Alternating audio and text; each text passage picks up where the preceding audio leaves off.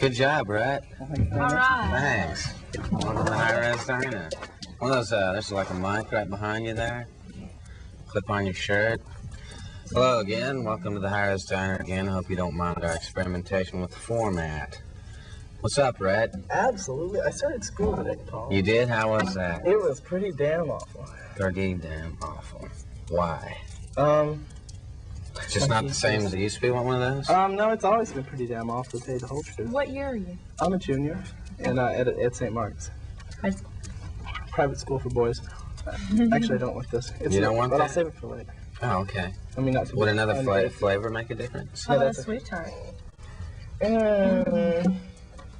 Thanks anyway. No, it's actually they claim to be non-sectarian, but it's got a practicing Episcopalian minister and the rest of that, and so it's quite a bit of fun. It's kind of like the academic equivalent of the Third Reich. Oh yeah. I don't mean to be too harsh on it or anything. Parochial schools are always fun though, because there's more rules to break and stuff. Yeah, more rules to break, but you know you can't. Normally, when you break rules, you're impressing somebody, and there's nobody. You don't have any girls. So. No one there to impress. Yeah. No girls. Oh yeah. God, that's terrible. Oh, that's that. Well, where do you meet girls like Heidi and stuff that you? I just found out David went to St. Mark's. David's the show's director. Yeah. He probably had Mr. Connolly, and all the rest of them. Yeah, they're a great Hi, bunch. Mr. Connolly. Hi, Mr. Connolly. I really doubt he's watching this. So, Rhett, where can people watch you play? Well, right now they can watch me at home, and Friday night I think In your living room. In their living room, in fact. And Friday night I'll be playing at Clearview, but not in my living room. If they came to my living room, I'd be pretty damn pissed. Well, actually, it'd be okay. It all depends on if they're polite, you know. Yeah, if they're polite. Gracious guests and all And that. where they park. Yeah, and where they park. Should I give out my address over there? No, I mean unless you don't Maybe the mind. address of Clearview.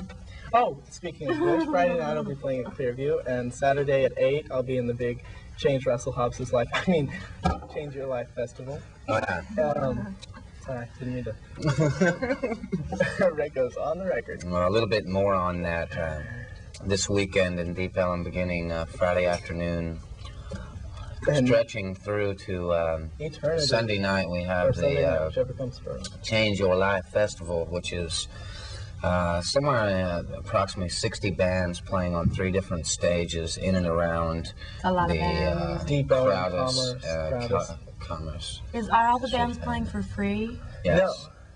No. Who's getting paid? Are you getting paid? I'd like to get, well, see, Michael Marco, who happens to be my manager and very close friend, not in that order, is doing the money for that, which is quite, actually, to tell you a little story, you know, he's going to be running like all the monetary affairs, keeping the money. He was fired from the Profit Bar for allegedly stealing, what, $2,000 from the $10,000 benefit thing? Yeah. Which was all BS, and the bands put this whole thing together, and when they voted him to do the monetary thing, I thought it was kind of neat, kind of showed some confidence in him. As far as I can tell, he did a good job last time. He did a damn It's good job. He the kept most revenue I've ever seen generated down there for That's any for reason. Sure.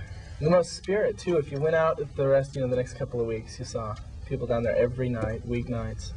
Anyway, so that's going to be a lot of fun. The festival will be, and At any rate, that festival will contain music to suit probably nearly anyone's musical taste at one point or another. There are 60 bands, as I said a while ago. So go and support live original music in Dallas, because it needs your support. Yep. and yeah. Where else are you playing soon that people can go see? Or what else you doing? You got something that people can buy in a record store pretty soon? Yeah, I made a demo at this great studio. Oh, yeah? You might have heard What of it. studio? It's located in the Mitchell building. Anyway, so I remember the Mitchell building. the Mitchell a thing of the building. past. A thing of the building. past. But let's not. Well, That's another episode. That's next week. Let's get the developer. So you're gonna have copies of that on cassette available in the local record stores? I hope so. I hope to do kind of a Daniel Johnston thing. I mean, Daniel Johnston. Are you familiar with him?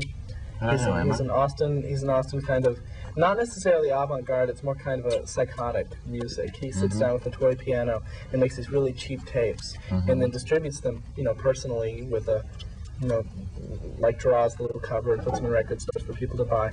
It's he's really kind of really disturbed. He is? Yeah, but he's an incredible musician. But you're gonna do something like him? Yeah, something like that. I'm just, well, not... Disturbed or well, personal? No, kind of, his marketing techniques. I'm going to kind of, do my own little cover and put out a cheap little tape in record stores, hopefully.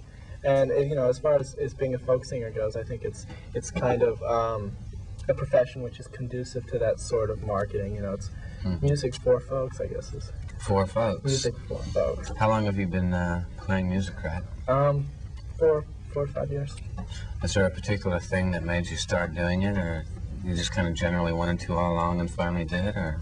I don't exactly know what it was. I think it was, I've got a brother who's a little bit younger than me named Ross, who's a musician also. We started playing guitar at the same time, and we branched off in absolutely different directions. He's now got a band which does pretty much all cover songs, like U2 and old favorites, and they played at Wet n Wild yesterday. They did?